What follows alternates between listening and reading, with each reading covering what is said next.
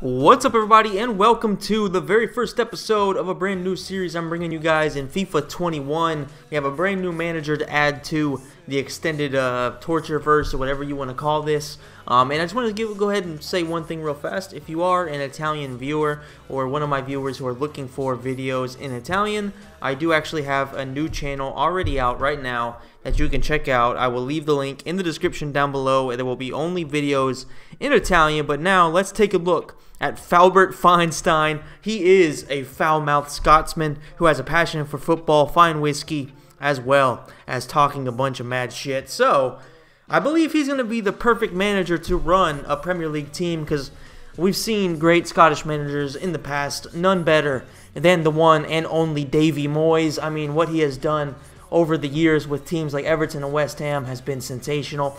I mean, Sir Alex Ferguson was okay too. He didn't achieve too much, but I believe that if Feinstein over here can reach the levels of the legendary Davy Moyes, then he should be able to make a really big name for himself in the Premier League. Obviously, as you can tell, he is very similar to the great Albert Einstein, who also probably had a deep-seated passion for football, I would assume. But yes, he's a beautiful man, and I believe you're gonna really enjoy the team that he's gonna be managing, because I picked it because I really do believe that this is a club that has a lot of potential, or at least has a really nice history, and I would really love to see this club get back to being a decent one. I mean, as you can see right there, in 2010, they reached the Europa League final only to lose to Atletico Madrid and beating Juventus in the process. So it's a club that has had some really high highs, and obviously as of late has had some really, really low lows. And I believe that Feinstein could be the right person to take them all the way to the top, not just domestically, but also abroad. Obviously, winning the Champions League would be a huge deal. In my previous series in FIFA 20, I actually did this one in Italian. We were able to win the Serie A. No, sorry, we weren't able to win the Serie A, but we were able to win the Champions League, the Europa League, and 2 Coppa Italia. So we were hoping to achieve even more in this series right here.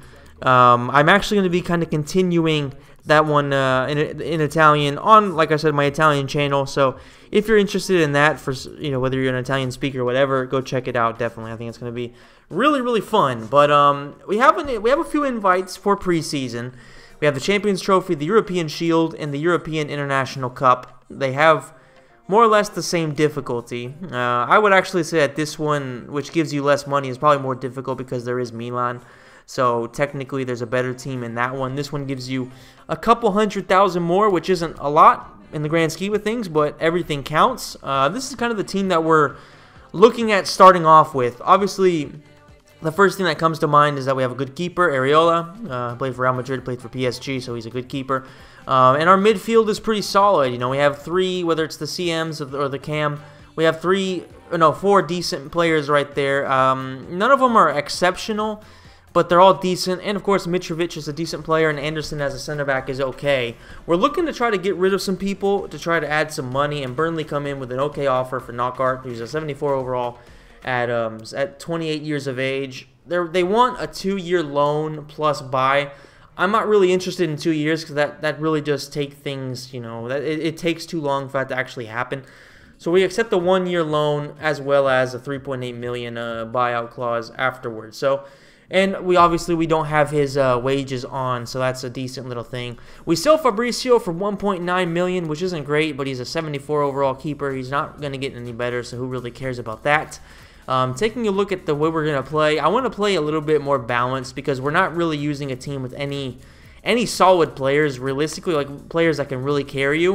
We have some okay players, but we don't have any absolute gods. So we have to play very balanced. We have to be very careful. We're going to play with Mitrovic being our target man, because he's really slow, but he is physically capable, and he does have some decent long shots. So we're going to play with Mitrovic as our target man. We're going to have De Cordova, who's obviously not going to be our starter, hopefully, by the time that the season actually starts. And we're going to have our CMs covering the center. I'm not too worried about the wings.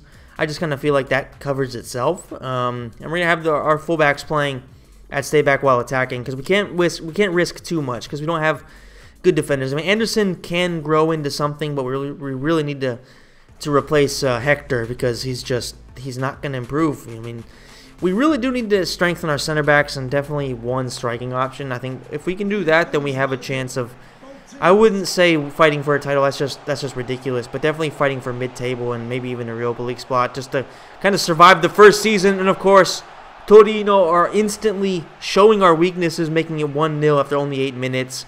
I mean, just piss poor defending, and for some reason Tete went in for a bicycle kick as opposed to doing the simple thing, and he actually, no, it was Hector. That just kind of shows he needs to be replaced.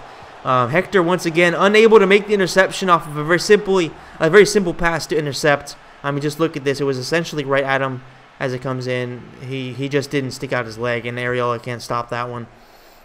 Mitrovic with a decent pass up in there. Cordova has it on his right foot, but Sirigu, who is a really good keeper, makes the save. He is, of course, a mainstay of the Petrosimola series in FIFA 20. Another opportunity to Cordova, unfortunately, doesn't have good finishing. That was a prime opportunity to really get ourselves back in this match. Some decent football, but a back pass to Areola is fine. Really nothing to really show there. Just a bit of composure. Opportunity once again for Torino, who do not miss. I mean, Areola is being made to look like a really shitty keeper, but make no mistake about it, Torino just continue to get wide open opportunities. Piss poor defending. That was my fault. I really blew it there. I don't know what the hell I was doing. De Cordova finds Loftus-Cheek. Mitrovic has the chance to find him with a through ball. He does. Loftus-Cheek with a good opportunity makes it 3-1. Well, at least we're somewhat back in this match. We're only 2 goals down, and we are still in with an opportunity to win this. I always say that when it comes to preseason, I don't really care about the results. I care about the performance, and this has been obviously we're on the verge of getting a very, very piss poor performance. Result, but the performance has been shit too. So we need to improve and fast. It actually nutmegs our defender there. Tete gets absolutely done in an embarrassing fashion. We're gonna go ahead and pretty much sub out everybody. At least make every sub we can, just to kind of give everybody enough time to at least try to impress. I mean, it's difficult in the second half to really do much of anything, but just to kind of see the hierarchy for our players, especially in midfield, because we have a lot of people that are pretty much the same overall. They kind of do similar things, so it's going to be important to get an early idea of who's going to be our starter and etc. And I do want to mention, like, this is one of the main reasons why I've really been, I'm not going to say a Fulham supporter, but I've been a Fulham sympathizer, because being an American, and obviously as you can tell from my accent I am American, it is, of course, Torino make it 4-1. Like, one thing that I've really appreciated for Fulham over the years is that they've always had a decent amount of Americans, whether it was Brian McBride, whether it was, Clint Dempsey, who is arguably the best American player of all time, at least from what he did in his career. Obviously, players like Pulisic, like Dest, like McKennie, and Reina as well from Dortmund. These are all players that can easily surpass him from a potential point of view, but make no mistake, like, what he did in his career as Torino make it 6-1 to end just an absolutely disgraceful performance for us. I mean, make no mistake, like, they've had, like, Dempsey was an amazing player for what we're used to as Americans. So Fulham have had a decent tradition with Americans, and I want to continue that. I think they've also had Bocanegra, so I want to kind of just continue that tradition. And look at the team, we're actually about to sell an American too. Tim Ream, I mean, the only issue is he's 32, he's a 70 overall, so there's no chance at all of him improving, and we're never going to get this kind of money for him ever again. So we're going to go ahead and accept almost $1 million for him, which isn't terrible. It's not great, but it's better than nothing.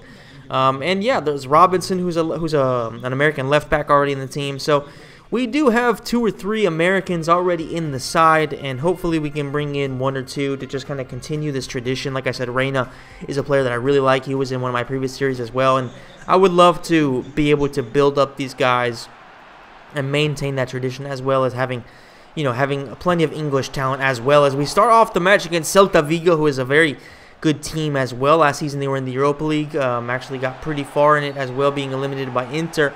Let's see if we can actually get past them. It's not going to be easy. At the 35th minute, we have an opportunity from a penalty. Can we actually score it? Penalties have been an issue of mine over the past couple of years, because they really they made it difficult to score penalties because of the fact that online, obviously, you just have to look at the player's head and you can see exactly where it's going. Against the AI, it's not so much of a problem, and Mitrovic does a good job of hitting the top right corner and is able to make it 1-0, and we're off to a much better start than we were in the last match. Tete puts in a beautiful cross, and Kearney makes it 2-0 at the very end of the first half, and we're having a much better performance than the first game. There's no doubt about that, and the biggest thing for me, like I said, it's not about the result, it's about the performance, and the team overall just feels a lot more balanced right now, despite really nothing having changed coming into this. I didn't change the formation. I didn't change anything tactically. It could just be a matter of, starting to figure out how the team works. And obviously they go down. They go up. They go down. Sorry, only one. They get a goal back. That's what I'm trying to say. Loftus-Cheek inside the box. He puts in a decent cross, and Lookman puts it over the bar. Loftus-Cheek is on loan from Chelsea. Actually, I'm not 100% sure, but I don't really see why Chelsea would sell him. So I'm pretty sure he's on loan from Chelsea, but he's arguably our best player. Definitely from a potential point of view, I would love to keep him moving forward. So that's a player that I'm looking at potentially signing as time goes on. We have a season at least to kind of judge him, and we'll see what happens from there. We sell Odoi to Sampdoria, or at least we've accepted an offer from Sampdoria. It remains to be seen what they do in terms of whether they can actually get him to sign the contract. And we're looking to buy Giovanni Reyna, who has an £8.4 million release clause. I'm not interested in that. I want to try to buy him for a cheaper price because we have a 40 million budget, but it's not that high. You know what I mean? Like we didn't even go for a transfer financial takeover, but we still need to try to use those 40 million as well as possible. They accept 5 million, and let's see if we can sign him for 5.7 and a 30. Yeah, that's what they want. I feel like, yeah, that's definitely a reasonable offer for all parties. So that's definitely a good deal. We're gonna go ahead and slot him on our bench. He's gonna be a starter moving forward. But if you look at his shooting and passing stats, we don't play with any wingers, so we would have to play him as a cam, which he can do. But I just feel like it's kind of a waste to have him as a starter and Kearney on the bench because he's a quicker player. So I feel like off the bench he can be more of a kind of like a super sub mini, as in he doesn't have the stats yet to be a super sub, but moving forward he definitely will be, and he will be a very good starter for us too. So that's just kind of the team right now. There's nothing crazy to write home about yet because we're still working with a pretty average team. I mean, in real life they're definitely prime candidates, and I actually have them at probably my favorites to drop down to the championship. So we're definitely dealing with a team that has a lot of work to be done, and getting Giovanni Reyna on a permanent deal, that's definitely good work for the future. It's just a matter of can we stay in the Prem.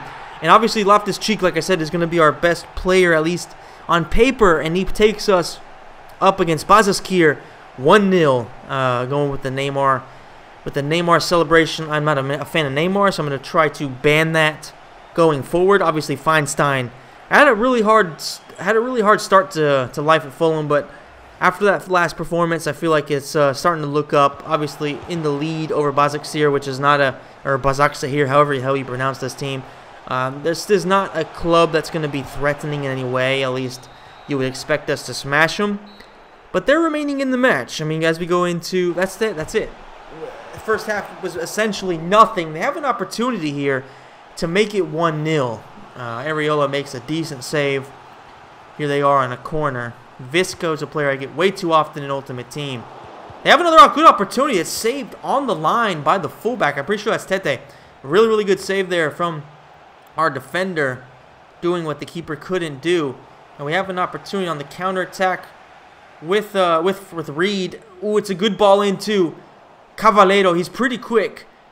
Goes in for the chip. Will it fall? It just doesn't. It's just over the bar, but it was a nice little counterattack. Feinstein likes what he's seeing there. Loftus-Cheek, he could go in for the tap in. He does, and Reyna scores on his debut off of the assist. A very, very simple assist, but that's what you want to find in your team, because whenever you score these kind of goals, it just means that the team is working well, and that I would prefer to score 20 tap-ins than score one wonder goal. That's just the reality of things, at least in my opinion, as Areola makes a very simple save. There was nothing really difficult about that. Kamara, who's a player that we probably will be selling. This is an opportunity for him to actually get a goal. He misses which does not bode well for us trying to sell him. I feel like in an opportunity like that, you have to score. Kamada, once again, he shoots it right at the goalkeeper, and then Reed on the rebound isn't able to score it, unfortunately. Hopefully, we were kind of hoping to, like I said, put these guys kind of like, in a shopping window. Like these guys, they're scoring in friendlies, and it's a good opportunity for them to put themselves on the market, but unfortunately they didn't do so. But Torino lose, so I do believe we're moving on in this competition. I hope you guys enjoyed this video. If you did, please hit the like button, subscribe to the channel, and hit the notification bell, and let me know in the comments what you think of Falbert Feinstein.